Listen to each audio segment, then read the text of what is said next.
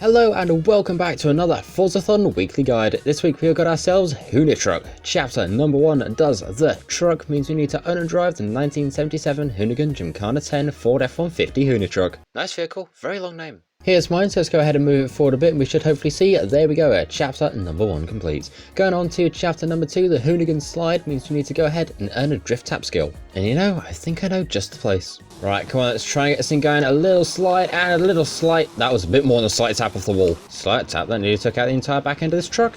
Okay, can we drift tap off this? Apparently yes, we can also drift tap off a car too. So following on from that strange experiment, now on to chapter number 3, Gymkhana 2. We need to go ahead and win ourselves the Vulcan Sprint. You can find that race just here. The only problem is, it involves trees and my capture card doesn't like trees. Now, the weird thing is, I'm driving this on a chapter that says about Gymkhana, and the bad thing is I don't think I've seen it yet. And away we go. We've now got our Hoonigan, we've got a bunch of drift cars, we've got the Vulcan Sprint, and we've got to try and finish in first place. Now, I know this track very, very well, but I don't know the truck well at all, so this could get very interesting. Well, as it turns out, everything seems to be going pretty well at the moment. We're at 13% through the race, and we're up in third. But, I mean, we still need a couple more positions, so let's keep going, shall we?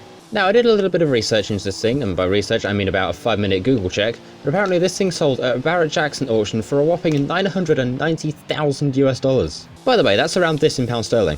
Alright, come on, past the Supra we go, up into first place, thank you very much. Now, if you thought the price this thing sold for was crazy, you would not believe how much this thing cost to make. Because to make this absolute behemoth of the Hoonitruck, it cost an eye-watering $1.5 million US, which is honestly insane.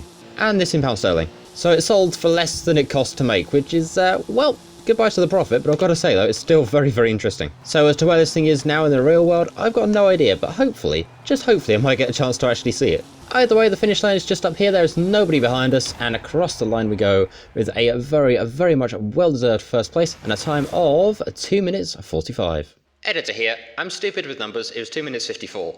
Anyway, moving on to a number that I can understand, this is chapter number 4, which is also called number 43, which totally isn't confusing, but we need to go ahead and earn 43,000 skill score. And you know what, we've got a giant stadium park to mess around with, so let's make use of it. And past the bowling pins. Come on.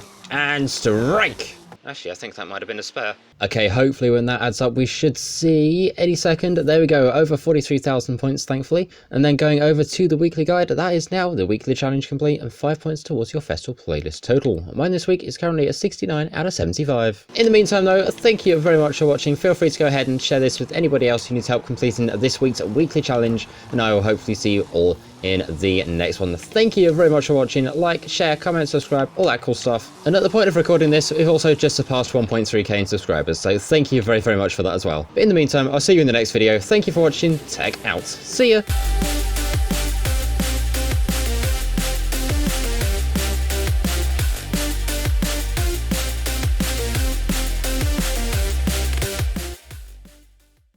I've got a feeling this will make a very cool photo.